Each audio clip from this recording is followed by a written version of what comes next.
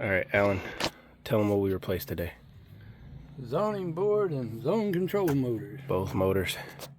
Now, somebody in the comments for the last video did advise me to make sure the damper worked on one of these. This was the only one that we noticed had a little bit of sticking in the damper. Alan was able to go to the top side and kind of played with the locking nut on the top. I sprayed this one. After doing that damper was able to freely move, but still we did replace both motors, and this is a new board. I'm gonna go ahead, pop the disconnect in, bypass the purge override. Yes, that's not present. I have the thermostat set up in the exact same way as I did in the last video, where this zone should be calling, this one is not. I might have to go downstairs and make sure that thermostat's back in test mode though.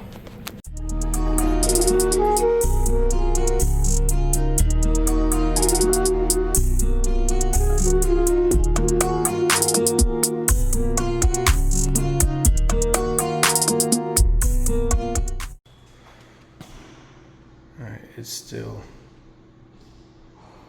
in test mode on this one. I don't think the condenser is running. Possibly. Condenser is not running. So the defrost board is putting the delay through. Go back upstairs and look at the other thermostat. Squeaky stairs. Oh Lord.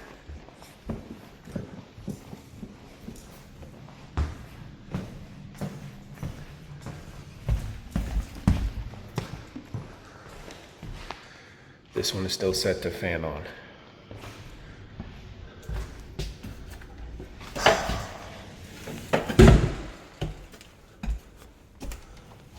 Oh, this is killing me. That did not fix that issue.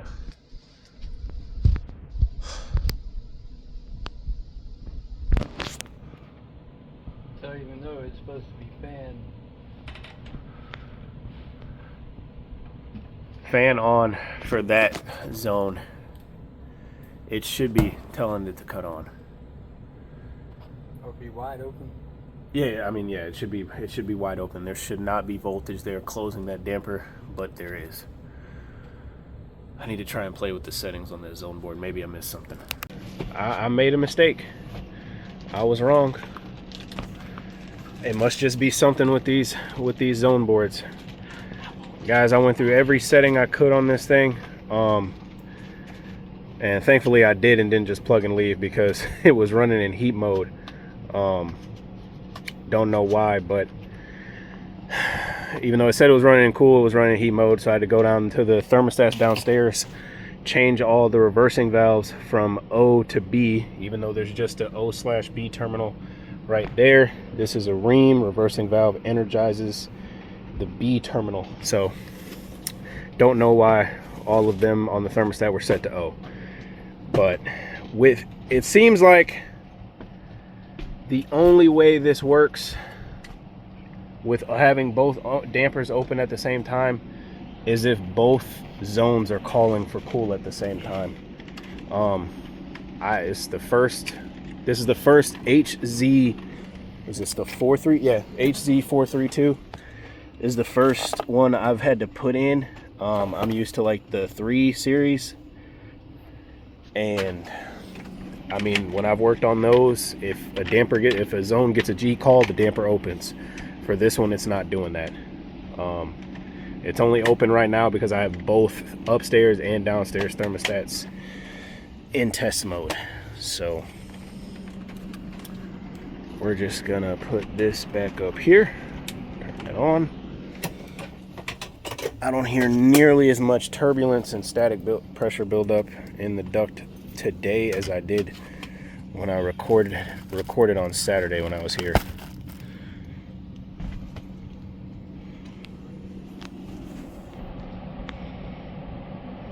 Man, this sucks. But you make mistakes, and I caught mine on video. Can't wait for the comment section to tear me one. So that's my fault.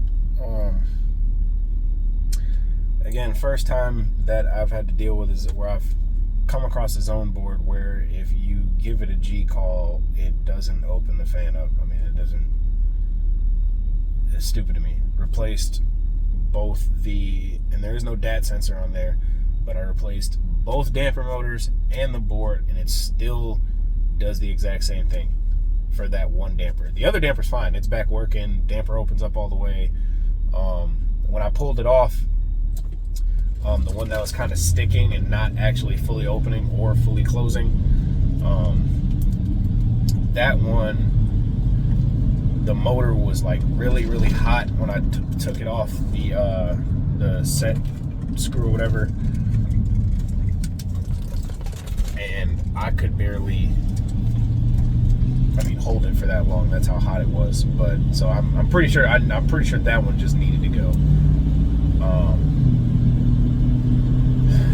But I don't know. Have you guys ever? Is that something normal on those HC 432s? Again, that's the first house I've been to. Granted, it only really needs. I should have even thought of that. Like, it really didn't even need a 432. I could have been perfectly fine with just the regular 332. Because there's not 3 zones on there. There's only 2. But I don't know. We gotta head now to Aiken. Alan's in his own truck. I'm in mine. So that way, after that, we can both just go straight home. It's our last service call of the day. Hopefully, I don't goof this up either. Which I don't think I will, but hey, mistakes happen. You just gotta own it, accept it. I called boss man and told him, like, hey, I replaced all the parts. It's still doing the same thing. He said, learning experience. We'll take that on the chin. So it is what it is. I'll let you guys know what's going on with the next one as soon as we get there.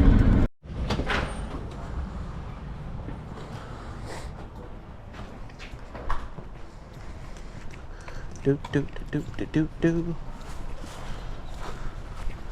do do do do do do.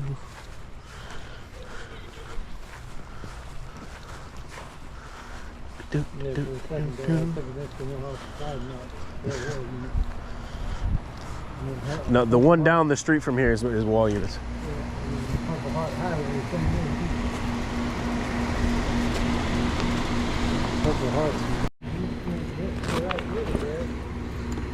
Here. Not marked.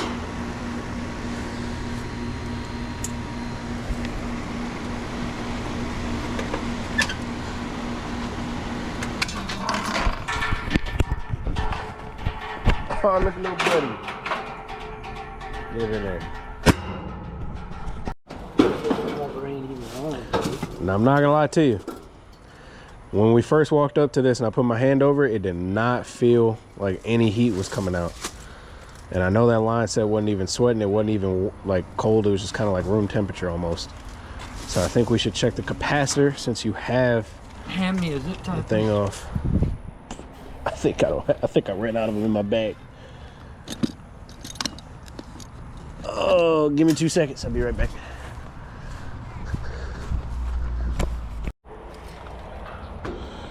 All right, so we got a 45.5 or a 40 plus 5. I can hear a little bit of liquid sloshing around in it, and there's a beetle on it. Oh, get out of here. Common to Herm. Got 30. Oh, whoa.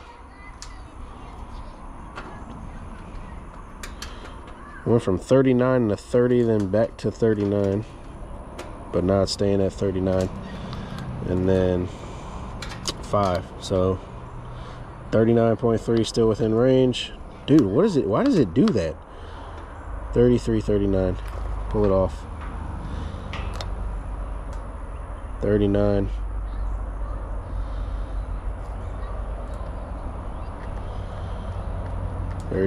Okay, yeah, 39. That was weird. It was really weird.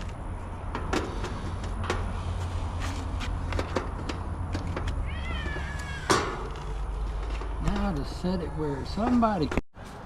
Said I want to get an amp draw of the unit. compressor. Yep. While it's running. See where's the compressor wire at? I heard a compressor. Yep, kicked on there.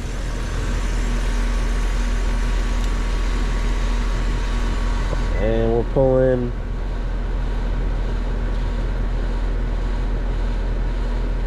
6 amps. That's not terrible, but it's definitely barely discharging anything. So let me grab my probes.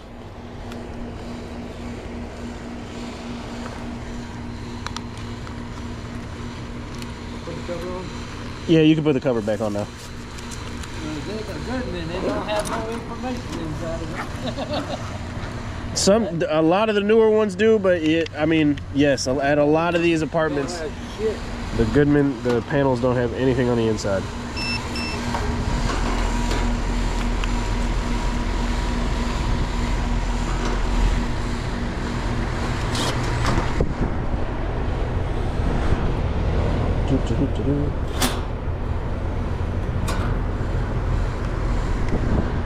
This thing is kicking up some pollen or dust in my face, my lord. All the stuff in the grass. Man, we're just both chock full of mistakes today. I had the bad misdiagnosis on the zone board. You missed 3 ducts, man. We're just the. Well, I didn't miss cleaning that system. I promise you, it's as clean as a whistle. But mistakes happen. It's part of the game. Just got to learn from it.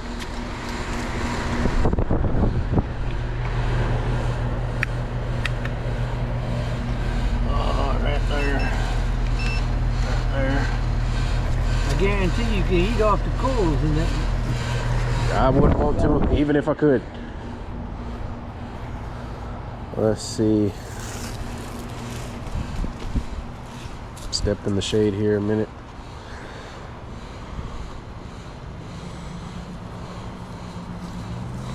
Well, yeah, that's definitely low.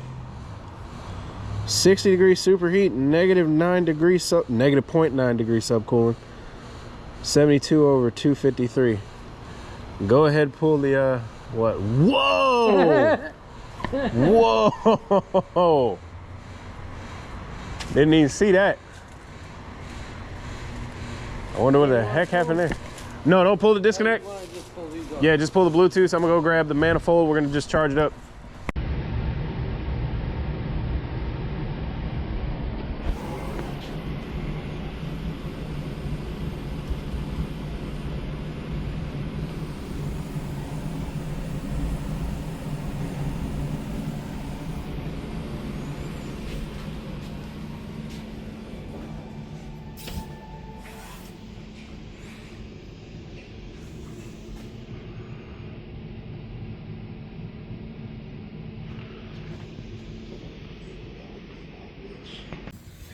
I'm at a predicament here.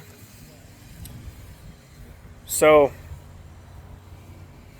I don't like charging by TXVs on all these systems. That's why every time we do the evap replacements, we just go with a piston. The Delta T is starting to look okay. We could go ahead and add some more, but I'm at this point right now, the system is flooding back liquid to the system. If you look at the superheat, it's 0.0 or point. You got 0.8.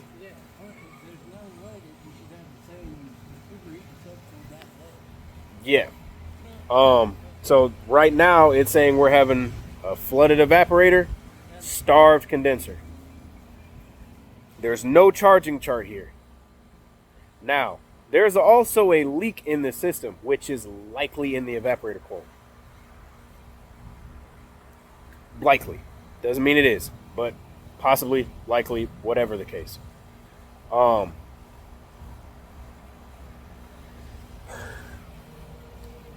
If this was you by yourself, if we leave it, I mean, we put the dye in. If we leave it running, it's making almost a 15-degree split right now. We could leave it, and it's probably going to keep running a 15-degree split. We're not freezing. It's no, but we also have a very high suction pressure for what 70-degree return air would normally be pulling in. Then again, we're also at 70% humidity in the house. It does. If you were here by yourself, what would you do? Call you or Chad. Call me or Chad. We got another quarter pounder. All these 2.5 tons come pre-charged with about 10 pounds. They come with like 160 ounces. So 14 now. and we have added in 3.75. 4.9. We up to 4.9 on the scale. So the unit wasn't even halfway low. We haven't added half the charge yet. We can try and keep going.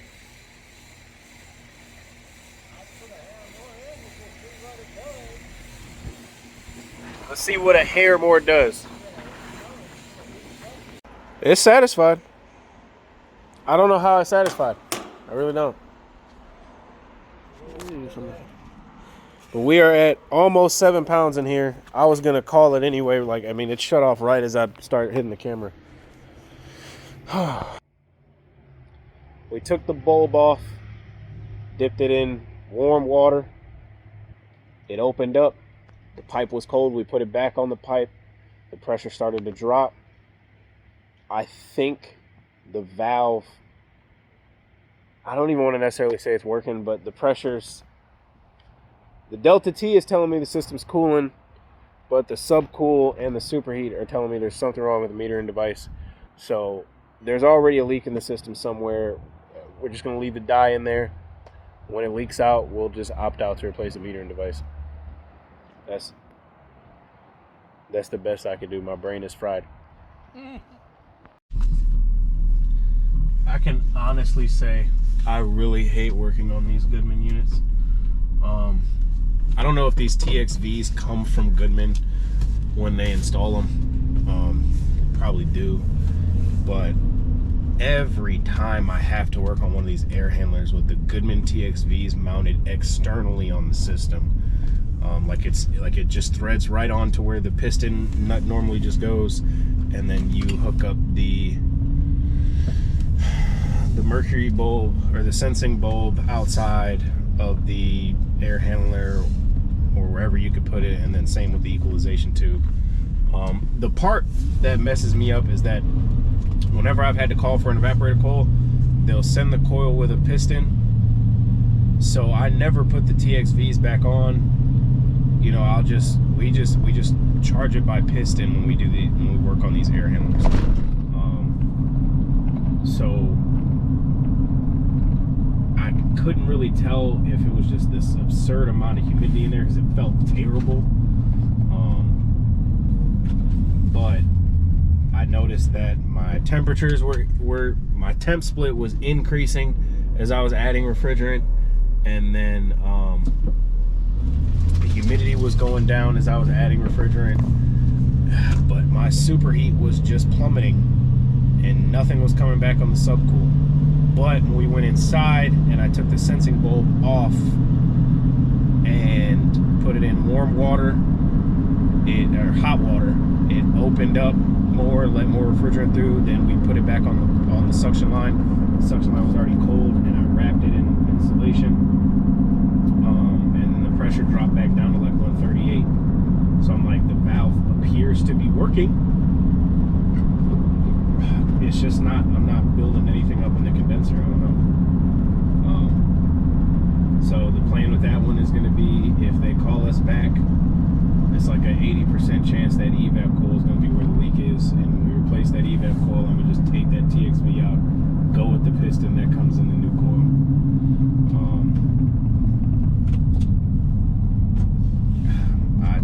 That's all I can say.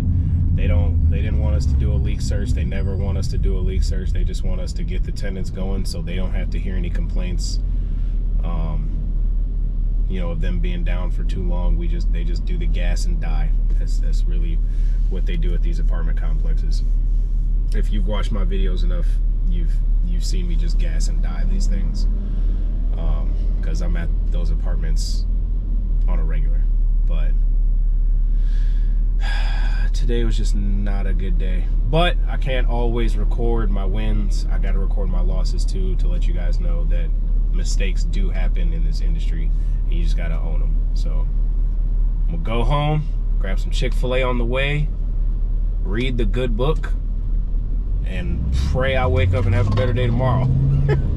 With all that being said, thank you guys if you watched the whole video. I will see you all on the next one.